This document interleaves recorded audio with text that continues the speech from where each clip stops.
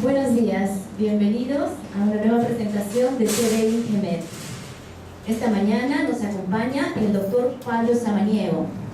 Es volcanólogo del Instituto de Investigación para el Desarrollo IRD Francia, adscrito al Laboratorio Magmas y Volcanes, Clermont-Ferrand, Francia. El doctor Samaniego es un especialista en volcanismo y magmatismo de zonas de subducción, con énfasis en la reconstrucción de la cronología eruptiva y en la evolución petrogenética de los volcanes de Arco.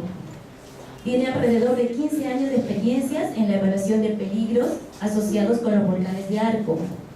Durante su trabajo en el Instituto Geofísico de la Escuela Politécnica Nacional en Quito, Ecuador, fue parte del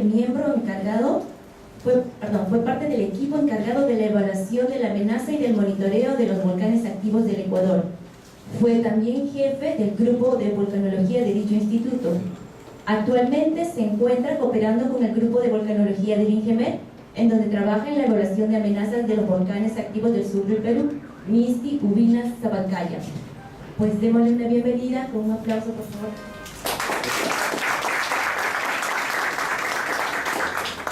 Buenos días, gracias por estar aquí. Yo estaba adhiriendo a esta charla desde hace un tiempo, pero quise que pase un poquito de tiempo antes de hacerla para poder tener un poco una visión más amplia del volcanismo peruano. Y bueno, ahora comienzo a tener unos datos y eso es lo que, y unas ideas sobre, y eso es lo que quiero presentar aquí. La siguiente, por favor. Entonces, de manera muy simple, cuando hablamos de evaluar la amenaza volcánica, de manera simple, debemos responder a tres preguntas. ¿Dónde ocurrirá la próxima erupción? En un arco volcánico activo, ¿cuál de los volcanes se va a despertar? ¿Qué dinamismos eruptivos va a presentar? Es decir, vamos a tener una erupción efusiva con flujos de lava o una erupción explosiva, el tamaño, la frecuencia de estas erupciones. ¿Y cuándo ocurrirá la próxima erupción?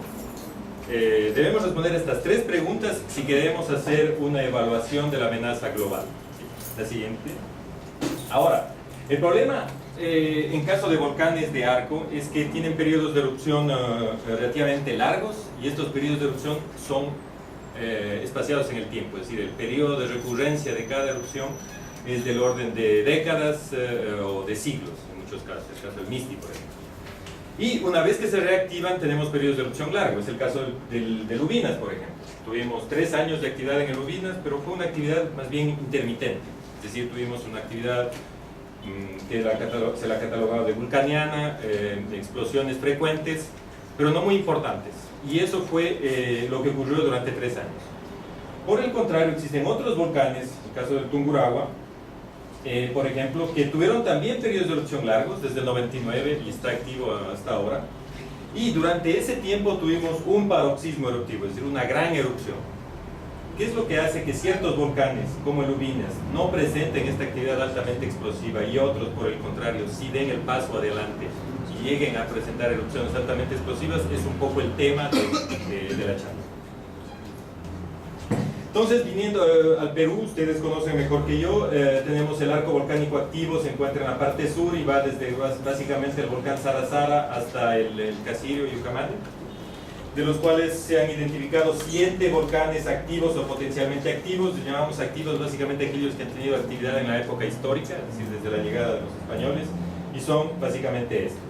Yo me voy a focalizar básicamente en el Ubinas en este caso. Entonces, el Ubinas es un volcán que está ubicado en la región de Arequipa, 75 kilómetros al este de Arequipa. Es el volcán más activo del arco peruano, es decir, en la época histórica. En los últimos siglos se han identificado 24 episodios eruptivos pequeños a moderados, en base al registro histórico, básicamente, a los reportes históricos. Existe gente viviendo alrededor del volcán, existe el pueblo de Ubinas y una serie de otros poblados al pie del volcán, es decir, a distancias menores a 12 kilómetros, lo cual representa un riesgo considerable para esta gente en caso de erupciones grandes.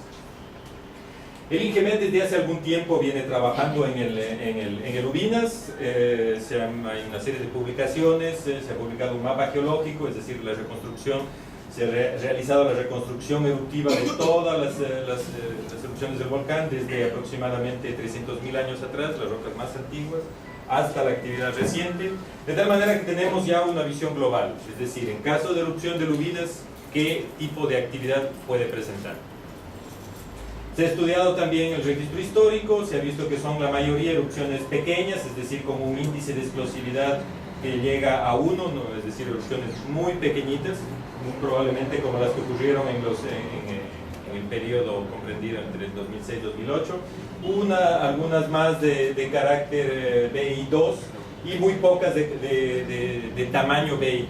Una erupción de BI3 es una erupción ya moderada, importante, con emisión considerable de ceniza, de distribución regional de ceniza, probablemente flujos piroclásticos, etc. Entonces vemos básicamente que en el periodo histórico son erupciones más bien pequeñas.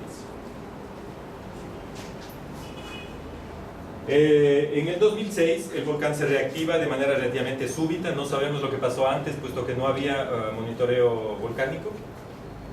Entonces el volcán se reactivó en el 2006 y tuvo un periodo básicamente de 3 años, dentro de los cuales la actividad fue de este tipo, es decir, erupciones pequeñas a moderadas, que se catalogan de una actividad vulcaniana, es decir, el sistema volcánico en términos de la capacidad que tiene de escapar, de que los gases escapen del mismo, se mantenía más bien cerrado, y de tiempo en tiempo se abría este sistema porque la presión magmática del sistema magmático llegaba a cierto nivel, y por lo tanto se producían explosiones relativamente energéticas, pero de un tamaño más bien pequeño. No se produjeron, por ejemplo, flujos piroclásticos en esta erupción, es decir, la actividad fue básicamente de este tipo, explosiones frecuentes, emisión de ceniza también, bloques balísticos en la parte alta del cono y básicamente ceniza que tuvo una dispersión regional, yo diría más bien limitada, no hubo una gran dispersión de ceniza. Entonces fue una erupción relativamente pequeña que duró varios años, sin embargo, que implicó la evacuación de la gente. Hubo, yo creo, una gestión que se puede catalogar de exitosa de la crisis. La gente estuvo evacuada, pero no se la dejó a su suerte, como ocurre en muchas partes, sino que se le dio el apoyo que se le debería dar a la gente. Y en general, en términos de la gestión de la crisis, fue algo exitoso. Como digo, desgraciadamente no sabemos cuáles fueron los predecesores de este periodo eruptivo, puesto que no había monitoreo volcánico en la época. Entonces, bueno, básicamente esto es lo que tenemos. Aquí tenemos un gráfico simplemente con respecto al tiempo desde el 2006 hasta el 2008 y vemos básicamente la altura de un parámetro para indicar el tamaño de las erupciones, que es el tamaño, la altura de las columnas eruptivas. Vemos básicamente que todo comenzó en el 2006 con erupciones importantes y luego, bueno, hubo ciertos picos de actividad, es decir, por eso es lo que le llaman una actividad más bien intermitente. Pero la mayoría, la tendencia global era a disminuir el nivel de tamaño de las erupciones. En la actualidad, es decir, a partir del 2006, del 2008 el número de explosiones bajó notablemente, y en la actualidad lo que tenemos básicamente es una actividad fumarólica muy limitada al cráter, es decir, columnas de este tipo ya no se observan a partir del 2009. Entonces, en este punto, este tipo de actividad es lo único que el Ubinas puede presentar. Esa es una de las preguntas que debemos presentarnos y es algo importante para responder a la gente. Es decir, en caso de erupciones como esta, la gente puede tener tendencia a pensar, ok, el volcán se reactivó, tiene explosiones, algo de ceniza y listo. ¿Es esto todo lo que el volcán puede hacer? Entonces, una vez más, la geología nos puede dar algunas respuestas. Y la segunda pregunta es, ¿puede el Ubinas, una vez que ha presentado esta actividad, evolucionar hacia fases eruptivas más importantes? Entonces, para responder a esta pregunta voy a tomar como ejemplo el volcán Tungurahua, simplemente porque es un volcán, yo creo, análogo al Ubinas y porque lo conozco bien. Entonces, el Tungurahua está ubicado en los Andes centrales del Ecuador, en la parte sur del arco volcánico ecuatoriano. Es un cono joven, que se construyó en los últimos 3.000 años de actividad. La parte superior del cono es un volcán muy activo, con un periodo de recurrencia más o menos de una erupción importante por siglo.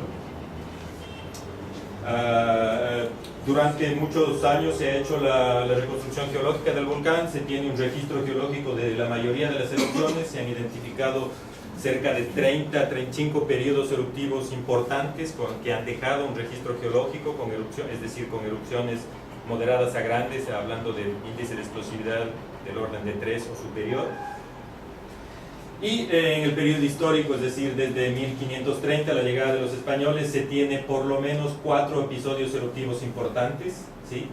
Todos ellos con índices de explosividad mayores o iguales a 3, emisión de ceniza muy importante, regional, y sobre todo depósitos de flujos piroclásticos en cada una de estas erupciones. Además del registro geológico dejado por estas erupciones, tenemos también una cantidad importante de información histórica, no solamente escrita, sino también pictórica, que nos permite tener una visión bastante importante, bastante clara del tipo de actividad que el Tungurahua presentó en los siglos pasados. Con esto el volcán se reactivó en 1999, una actividad que la denominamos estromboliana, es decir, el magma, el sistema en términos de gases, de la salida de los gases está más bien abierto, por lo tanto llegan burbujas de gas a la superficie y produzcan este tipo de actividad que se la denomina estromboliana. Después en la noche, en el día, pues los bloques siguen saliendo, pero vemos básicamente la ceniza que está saliendo, que acá no se la puede ver porque está en la noche. Pero básicamente tenemos entonces emisión de bloques en la parte superior del cono y emisión considerable y casi permanente de ceniza, la cual es llevada por los vientos, como podemos ver acá, hacia la parte occidental del volcán. Acá está el oriente, acá está el occidente, inclusive podemos ver cómo se produce la caída de ceniza acá.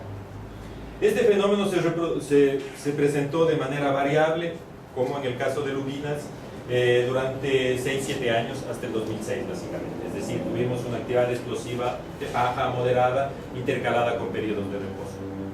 Sin embargo, lo que se debe notar es que en todos estos años, desde el 99 al 2006, no hubo presencia de flujos piroclásticos. Esto con respecto, si lo comparamos con la actividad histórica, era un cambio, puesto que históricamente siempre veíamos flujos piroclásticos cada vez que el volcán se reactivaba. Entonces, en términos de manejar la crisis, era un problema, puesto que la gente viviendo en estas circunstancias se acostumbró al volcán. La gente pensaba, bueno, primero era gente que vivía ahí y siempre intuitivamente creen conocer al volcán, lo cual es en parte cierto. Sin embargo, la última erupción del volcán ocurrió en 1918. No había gente o muy poca gente que había vivido esa erupción, por lo tanto no tenían el recuerdo de una erupción altamente explosiva del Tungurahua. ¿Qué pasó en julio-agosto del 2006? Pues que el volcán cambió notoriamente de actividad y subió a un nivel de actividad mucho mayor y se produjo 2 erupciones altamente explosivas el 14 de julio y el 16 de agosto del 2006. En esta imagen podemos ver en colores violeta oscuro los depósitos dejados por la erupción del 16 de agosto del 2006 que devastaron todo el flanco occidental del volcán con flujos piroclásticos o nubes ardientes que bajaron por cada una de las quebradas y por depósitos de sorch o de oleadas piroclásticas que se desbordaron los cauces de las quebradas y que afectaron la mayor parte del flanco occidental del volcán. La devastación fue muy avanzada, fue casi total en la parte occidental. Afortunadamente el volcán estaba bien monitoreado, lo que voy a hablar a continuación, lo cual permitió la evacuación de cerca de 3.000 personas que vivían en esta parte.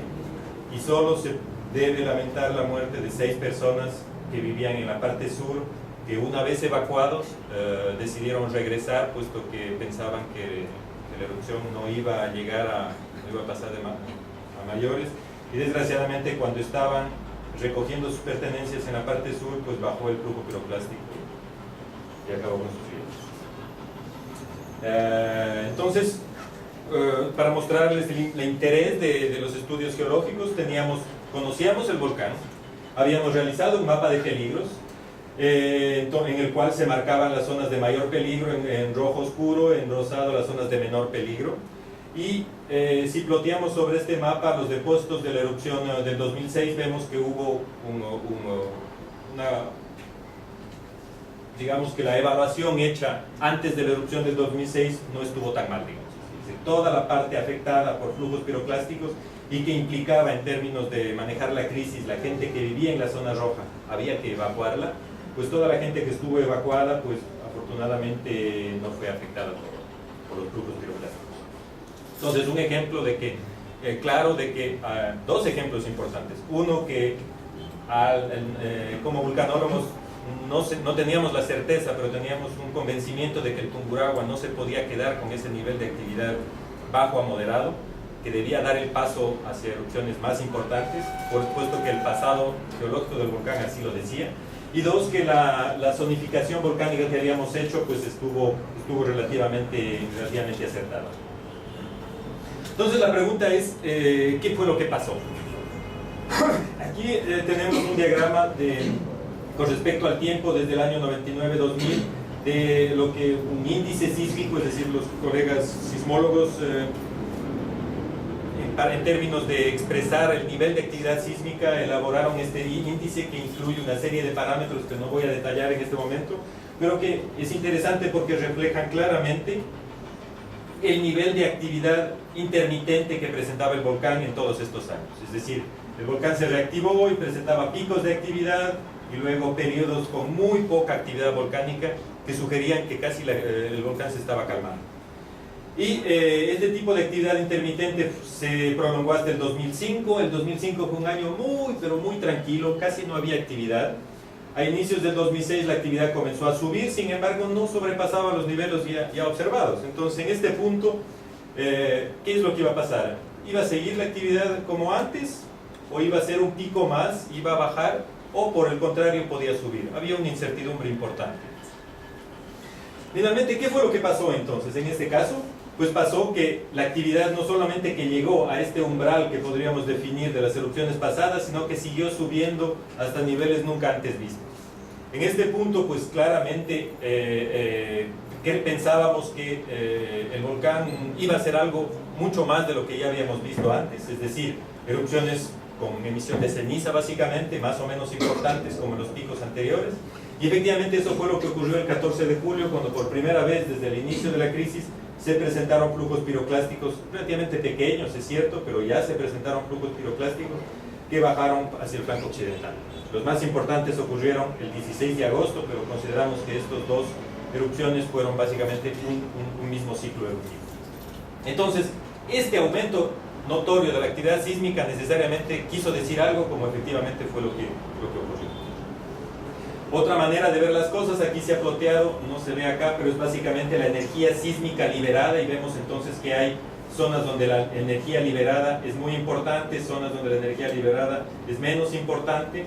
Desgraciadamente no aparecen los años, pero básicamente esto es el 99, es el periodo 2002.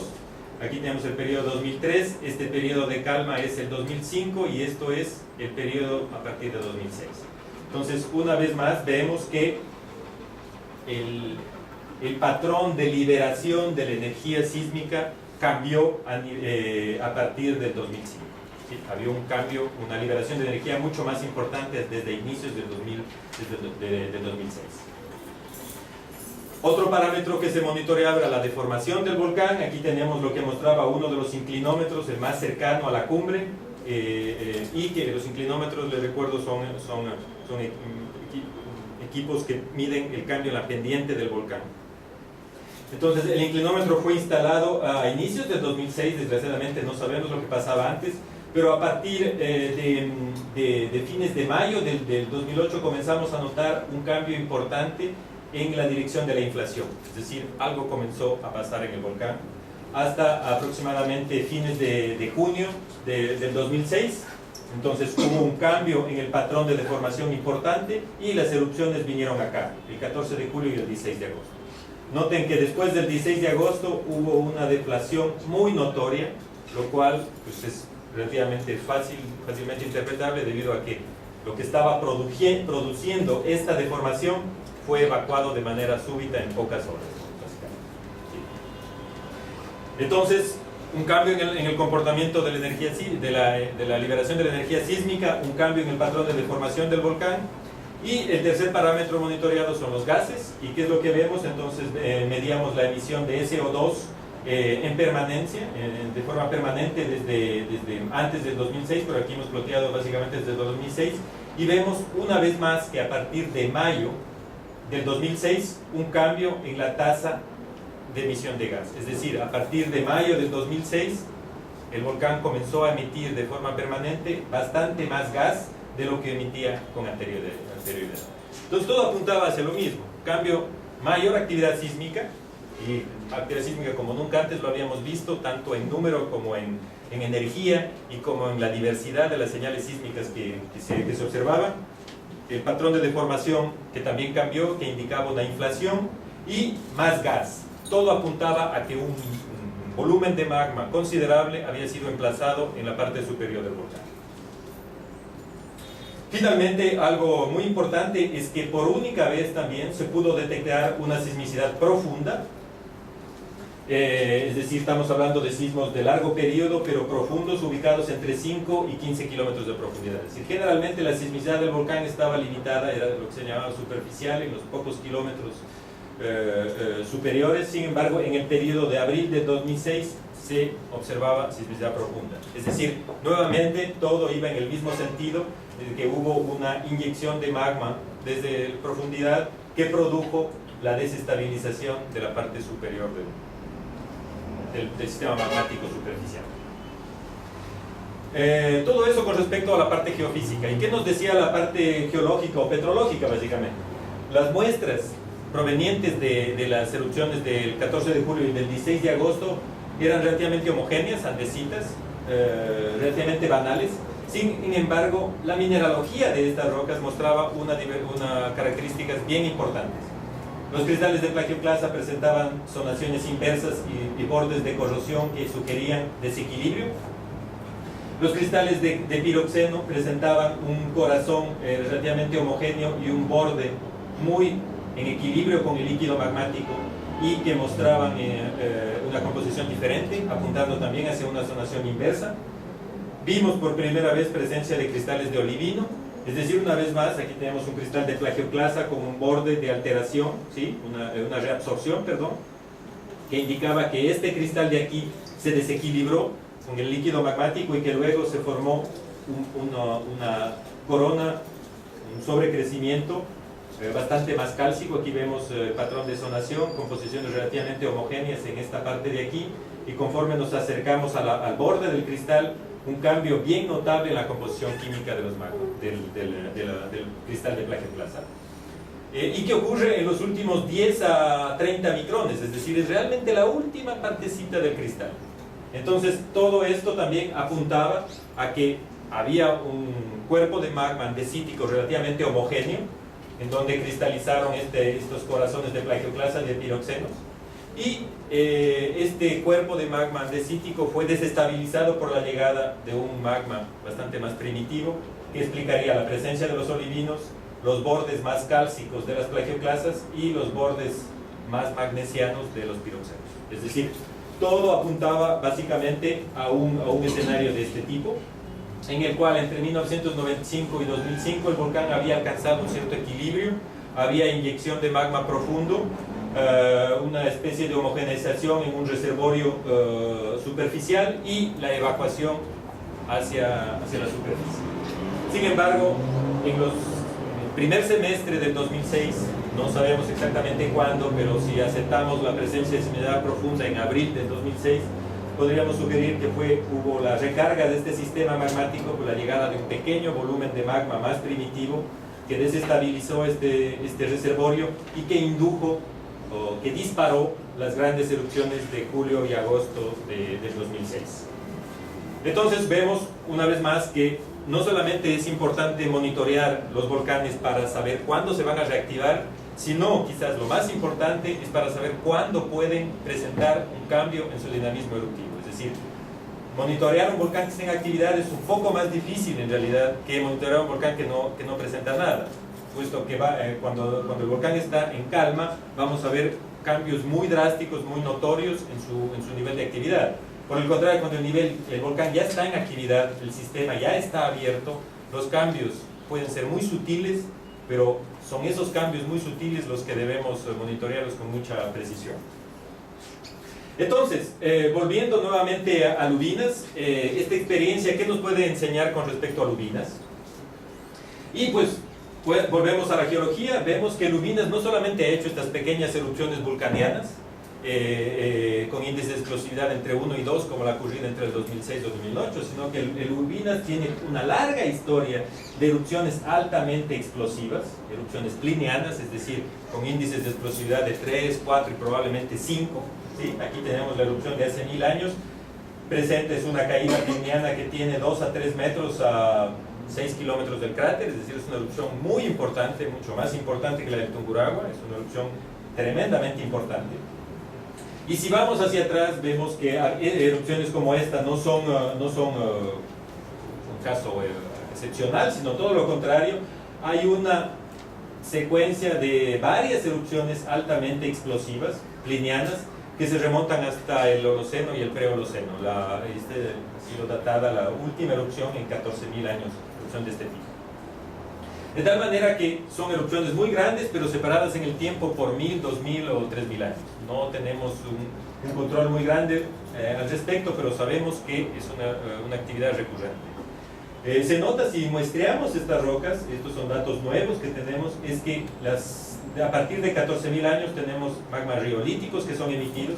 En el periodo comprendido entre 7 y 1000 años vemos que la composición química va disminuyendo de manera permanente. Las erupciones de hace 1000 años son andesitas ya, es decir, un patrón de disminución permanente de la actividad de la composición química, lo cual es bastante interesante. Y las erupciones históricas, la del siglo XVII, 1667, y el periodo actual, muestra composiciones relativamente andesíticas. Entonces, bueno, vemos que en realidad todo esto se podría interpretar como un megaciclo de actividad del volcán, en el cual hay un patrón recurrente de disminución de la actividad eruptiva. Estas son buenas y malas noticias. Buenas, puesto que, bueno, lo más probable en términos de escenarios eruptivos es que para el futuro el volcán siga presentando esta actividad andesítica, ¿sí? Eso es lo más probable. No se puede descartar una erupción más importante, andesítica o dacítica, pero lo más probable es que sigamos teniendo erupciones de andesita basáltica como en el 2006 o como en el siglo XVII. La pregunta es, si este es un ciclo que ha durado 10.000, 15.000 años, porque hablo de más de 10, puesto que esta edad no es, tenemos alguna duda sobre esta edad, pero digamos un ciclo de 10.000 años, para ponerlo simple. Nadie nos puede negar de que este ciclo se puede volver a repetir, y de hecho, cuando vamos hacia atrás en la historia eruptiva del volcán, vemos actividad andesítica, pero vemos también actividad riolítica hacia atrás, es decir, esta actividad riolítica de 14.000 años no es una excepción en el Lubinas, sino todo lo contrario, hay nuevamente más actividad riolítica hacia el pasado, es decir, estos ciclos se pueden repetir en el tiempo. Entonces, esos no son tan buenas noticias. Pero ¿qué más podemos decir? Si nos focalizamos en estas erupciones, las últimas, porque son las que más nos enseñan sobre el estado actual del sistema magmático de Lubinas.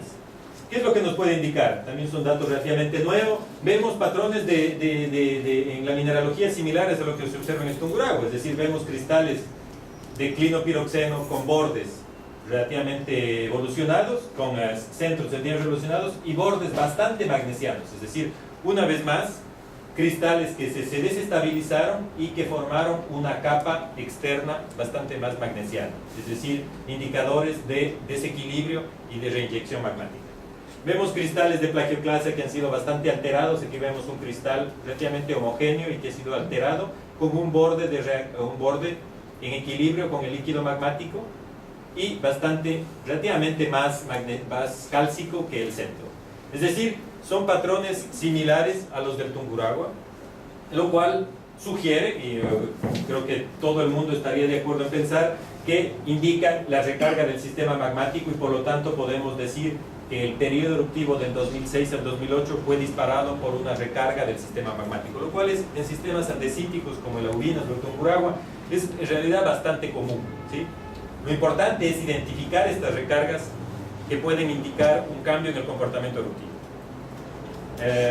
Entonces, si el Ubinas se reactiva, sería muy interesante de analizar los nuevos productos eruptivos para ver si hay nuevas capas de recarga que sugerirían que el sistema magmático del Ubinas ha recibido nuevo magma y que por lo tanto ese nuevo magma puede ser el origen de una nueva erupción importante.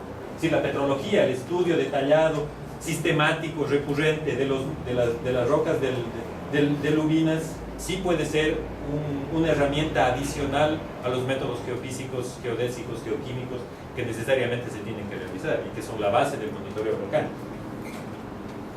Entonces, en definitiva, como conclusión, con respecto al Ubinas, lo que se puede decir es que el Ubinas es un volcán andesítico que tiene un pasado relativamente bien conocido, que puede producir erupciones, que tiene el potencial de producir erupciones bastante más importantes que la de 2006-2008, y que los patrones de reactivación desde el punto de vista magmático en el Ubinas son similares a otros volcanes andesíticos, y que por lo tanto el monitoreo de estos patrones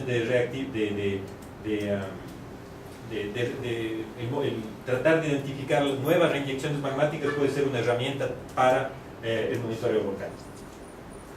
De manera un poco más general, entonces, lo que quisiera terminar diciendo es que para mitigar el impacto de las erupciones volcánicas se deben realizar tres tareas fundamentales, de manera general. Se deben realizar estudios de evaluación de la amenaza volcánica un poco a largo plazo, es decir, estudiar el pasado geológico del volcán, el pasado, en geología se habla que el pasado es la clave del futuro y en los volcanes es particularmente útil este precepto. Conocer la actividad eruptiva previa de un volcán implicaría zonificar las zonas potencialmente afectadas y establecer escenarios eruptivos. Esto es muy importante porque un volcán no tiene un solo tipo de actividad, sino que puede tener varios. Y en un mismo periodo eruptivo puede comenzar con una actividad ligeramente explosiva y evolucionar a una actividad altamente explosiva. Por eso se debe trabajar con escenarios eruptivos, porque no hay certezas. En segundo lugar, debe haber un observatorio vulcanológico que realice, es decir, aquí lo que estoy haciendo es un poco respondiendo a las preguntas: ¿dónde se va a reactivar y qué tipo de actividad va a tener?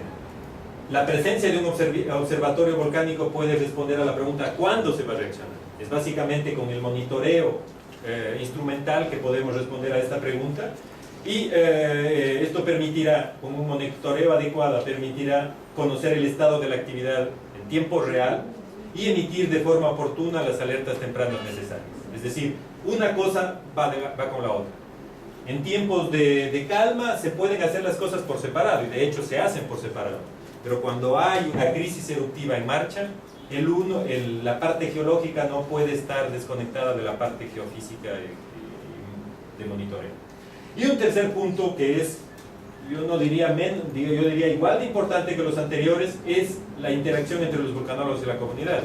Puesto de que de nada sirve hacer nuestro trabajo de técnicos o científicos si esta información, si este mensaje que sale de aquí no llega a las autoridades. O sea,